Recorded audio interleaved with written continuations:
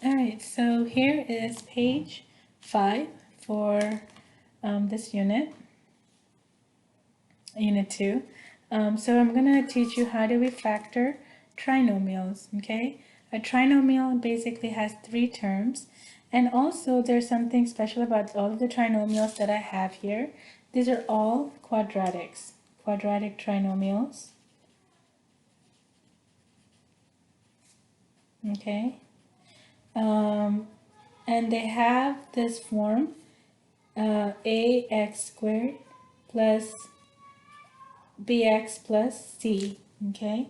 So these are all quadratic. If you know, what makes it a quadratic is that it has an x squared, okay? So all of these, the variable has an x squared, okay? And also these ones, my a, so the number in front of my x squared term is equal to 1. I mean, they could be any number, but in these particular problems here, they're always a 1. In other words, there's nothing written there, okay?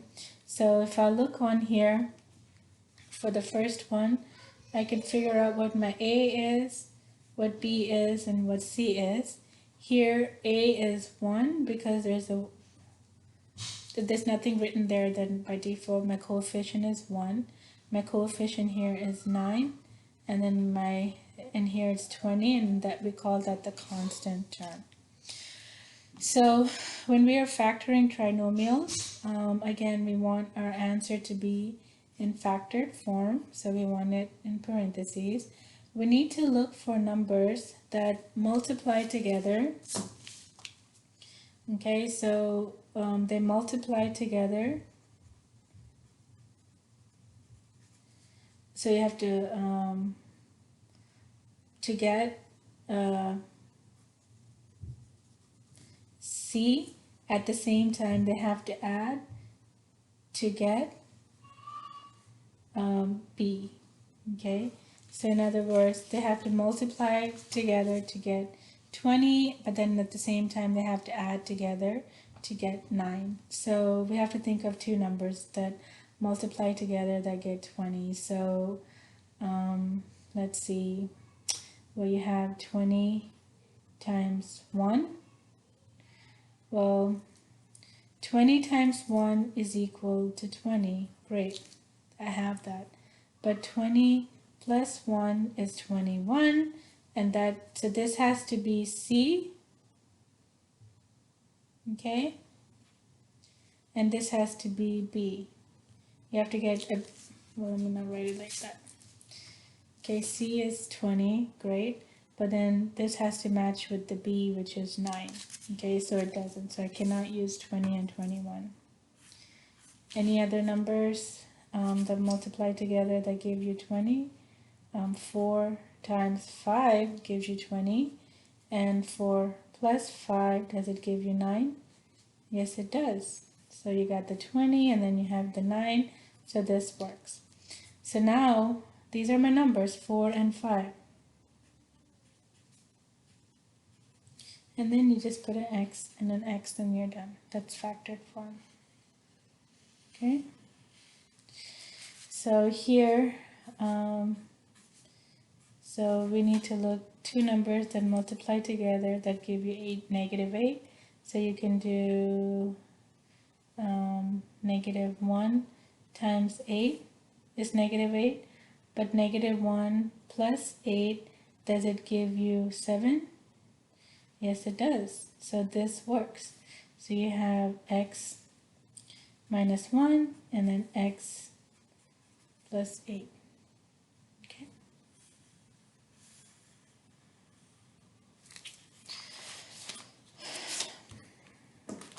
Number 3. So here we need two numbers that multiply together. Okay, that multiply together. These two numbers have to give me positive 42, always the C. And then for B, did the same two numbers have to add together to give me negative 13. Okay, so what are some factors of positive 42? So now, So to get a positive number, these two have to be either positive or these two have to be negative, because positive times a positive is positive, negative times a negative is also positive. But I'm going to make sure both of them are negative because they have to add up to a negative number. Okay, so that means that both of my numbers have to be negative.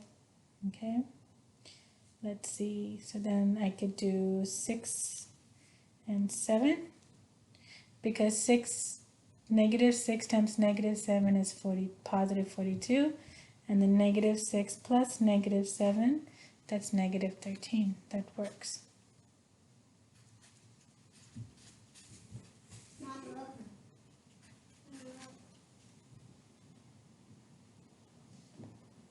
Okay, all right, now let's do number 4. So you have here x and x. So you have here, I can do plus 7 and plus 5, because 7 times 5 is 35. 7 plus 5 is 12. When it's both positive, that's a lot better. Okay, but when you have negatives in your problem, that's where it gets kind of tricky. So you have here a and a. So I need to find two numbers. Now, I'm trying to get a negative 24, and the only way I can get a negative product is one has to be positive, one has to be negative. And I want my bigger number here so that I can get a negative 2. So 24 would be, let's see, 6 times 4. Yes, 4 times negative 6 is negative 24. 4 plus negative 6 is negative 2.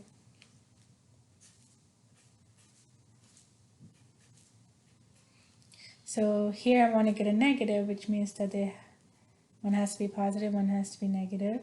And then so we want the product to add up to 1. So that would be positive 1. So I can do 4 times 3, because 4 times negative 3 is negative 12. 4 plus negative 3 is positive 1.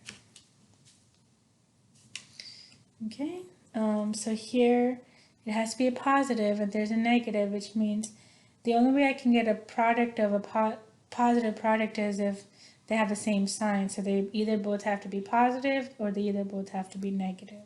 It cannot be A because they both are positive, that's fine, but they have to add up to negative. Let's look at this one. So negative 6 times negative 2 is 12.